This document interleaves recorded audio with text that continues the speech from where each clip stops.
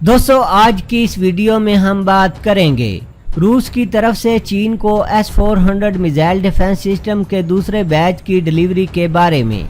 Video के दूसरे हिस्से में हम तुर्की को F-35 प्रोग्राम से निकाले जाने के बाद लॉकहीड मार्टिन के ऐलान पर बात करेंगे। वीडियो के आखिरी हिस्से में चीन की इन्वेस्टमेंट्स और अमेरिका के तहफ़्फ़ुज़ात पर बात करेंगे। जैसा कि आप जानते हैं कि चीन S-400 का पहला बैच रूस से हासिल कर चुका है। डिप्लोमेट के मुताबिक रूस के डिफेंस सोर्सेज ने तस्दीक की है कि रूस ने चीन को S-400 के सेकंड बैच की भी डिलीवरी शुरू कर दी है। रूस का कहना है कि S-400 long range air defence system का सेकंड बैच जल्द चीनी अफवाज का हिस्सा होगा। रूसी ज़राए के मुताबिक S-400 के सेकंड बैच को लेकर वेसल समंदर में चीन की तरफ रवां हैं।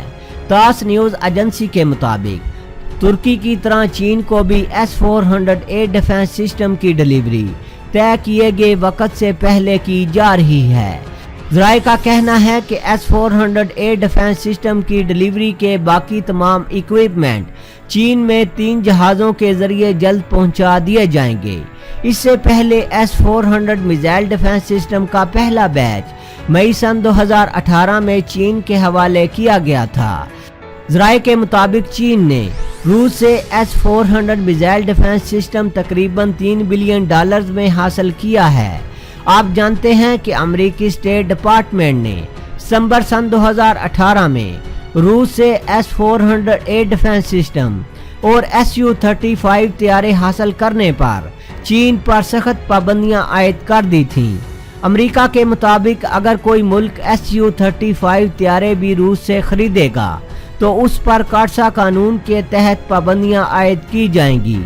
ख्याल रहे कि Su-35 एक 4th जनरेशन और डबल इंजन फाइटर एयरक्राफ्ट है।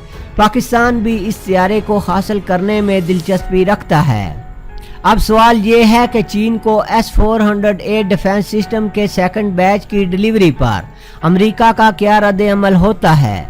क्या अमेरिका चीन पर मजीद पाबंदियां आयद करेगा और चीन की इकानमी और डिफेंस सेक्टर को कमज़ोर करने की कोशिश करेगा।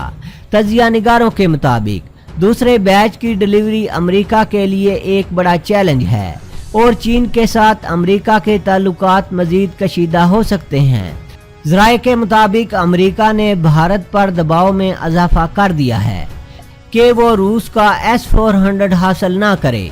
अमेरिका ने भारत पर वाज़े किया है कि उस पर सख्त से सख्त पाबंदियां आयद कर दी जाएंगी और उसे कोई रियायत नहीं दी जाएगी। आप जानते हैं कि तुर्की ने अमेरिका के सख्त दबाव के बावजूद रूस का मिसाइल डिफेंस सिस्टम S-400 हासिल कर लिया है और अमेरिका ने तुर्की को F-35 प्रोग्राम से निकाल दिया है। अमेरिकी सदर के फैसले के बाद लॉकहीड मार्टिन का कहना है कि जो F-35 के पुर्जे तुर्की में तैयार किए जाते थे उनकी मुतबादल तैयारी के लिए अमेरिका में काम शुरू कर दिया गया है। लॉकहीड मार्टिन के चीफ एग्जीक्यूटिव का कहना है कि वो सन 2020 तक तुर्की को F-35 की सप्लाई चेन से मुकम्मल निकाल देंगे। उनका कहना था कि हम F-35 को तुर्किश एरोस्पेस इंडस्ट्री से बिल्कुल आज़ाद कर रहे हैं। तुर्की इस वक्त F-35 स्टेल्थ फाइटर जेट के सैकड़ों पुर्जे तैयार करता है जिनमें कॉकपिट डिस्प्ले और लैंडिंग गियर वगैरह शामिल हैं। तुर्की 100 F-35 फाइटर जेट खरीदने का इरादा रखता है, लेकिन अमेरिकी सदर की पाबंदियों के बाद अब तुर्की के लिए इन तैयारों का हसूल मुमकिन नहीं रहा। लॉकहीड मार्टिन का कहना है कि वो सन 2019 में 131 F-35 फाइटर जेट्स फरोख्त करेंगे। उनका कहना है कि पोलैंड ने भी इन तैयारों की खरीदारी में दिलचस्पी जाहिर की है। लॉकहीड मार्टिन का कहना है कि उन्हें इससे $21 बिलियन बचत होगी। लॉकहीड मार्टिन अमेरिका की एक बेहतरीन डिफेंस कंपनी है जो थॉड और पैट्रियट एयर डिफेंस सिस्टम भी तैयार करती है। दोस्तों जैसा कि आप जानते हैं कि बरे-आज़म एशिया में 4.5 अरब के लगभग दुनिया की 60% आबादी मौजूद है। इतनी बड़ी आबादी, कुदरती माहौल, आबो हवा, کلچر اور وسائل سے مالا مال اس خطے پر دنیا کی بڑی طاقتوں کی نظر رہی ہے۔ ہر دور میں کوششیں کی گئیں کہ ان وسائل کو بروئے کار لاتے ہوئے حاصل شدہ معاشی فوائد کو اپنے خطوں تک پہنچایا جا سکے۔ ایشیا میں دنیا کی قدیم اقوام آباد ہیں۔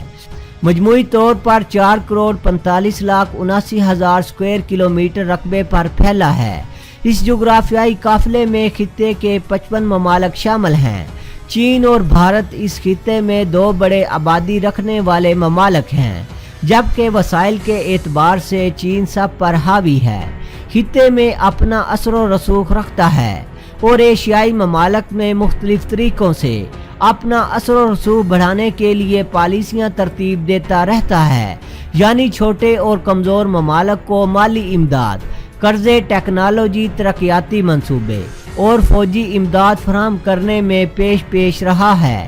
انہی پالیسیوں کی بدولت اسے خطے میں سب سے زیادہ سیاسی حمایت حاصل ہے۔ چین نے اپنے ون بیلٹ ون روڈ کے تحت بہت سے ممالک کو اس نظام کی تعمیر کے لیے قرضوں کی شکل میں غیر ملکی امداد مہیا کی۔ بیلٹ اینڈ روڈ منصوبے میں 175 معاہدوں پر دستخط کیے گئے، 90 ارب ڈالر کے منصوبوں پر عمل ہو چکا ہے، جبکہ انفراسٹرکچر منصوبوں پر 1000 ارب ڈالرز خرچ کرنے کی منصوبہ بندی کی گئی۔ بیلٹ اینڈ روڈ منصوبوں کی فنڈنگ میں باضابطہ غیر چینی مالی ذرائع اور نجی مالیاتی شعبے کی شمولیت سے مذکورہ سرمایہ کاری میں اضافے کا امکان بھی ظاہر کیا جا رہا ہے۔ اس کے علاوہ ڈیجیٹل معیشت اور ای کامرس جیسے اشتراکی فورمز کی شمولیت اور اس کے ساتھ BR اسٹڈیز نیٹ ورک سے وابستہ تھنک ٹینک کا قیام ضروری سمجھا جا رہا ہے۔ امریکہ نے BRI پر اپنی مخالفت واضح کی اور ترقی پذیر ممالک اور اپنے اتحادیوں کو اس منصوبے میں شمولیت کی حوصلہ شکنی کرنے کے لیے سیاسی اور میڈیا مہم کی سرپرستی بھی کی۔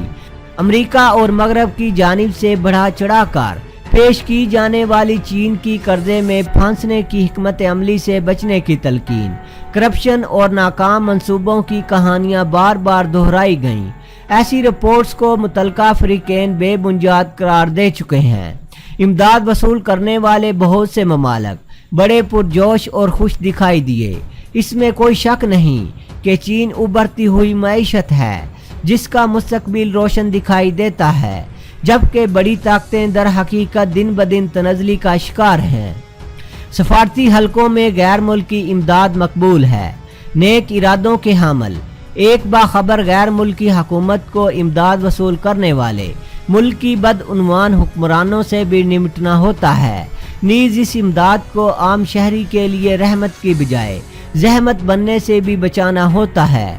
مختلف حالات میں امداد کو سیاسی اصلاح پسندوں کے ساتھ تعاون کے لیے بھی استعمال کیا جاتا رہا ہے، یا امداد کو غیر ضروری اشیاء کی خریداری پر صرف کیا جا سکتا ہے تاکہ اس کے ذریعے بدعنوان حکمرانوں کا تحفظ کیا جا سکے۔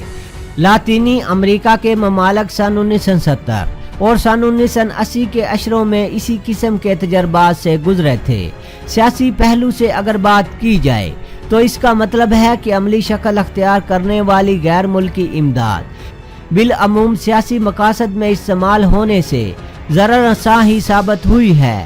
کوئی دو رائے نہیں کہ بہت سے ترقی پذیر ممالک میں شہری مقہور اور بے بس دکھائی دیتے ہیں اور انہیں مطلوبہ اصلاحات کو شروع کرنے کا کوئی موقع دستیاب نہیں۔ غیر ملکی امداد کی بہترین شکل در حقیقت غیر ملکی سرمایہ ہے، امداد نہیں ہے۔ اسے سرمایہ داروں کی جانب سے رضاکارانہ طور پر دی جانے والی براہ راست غیر ملکی سرمایہ کاری قرار دیا جا سکتا ہے۔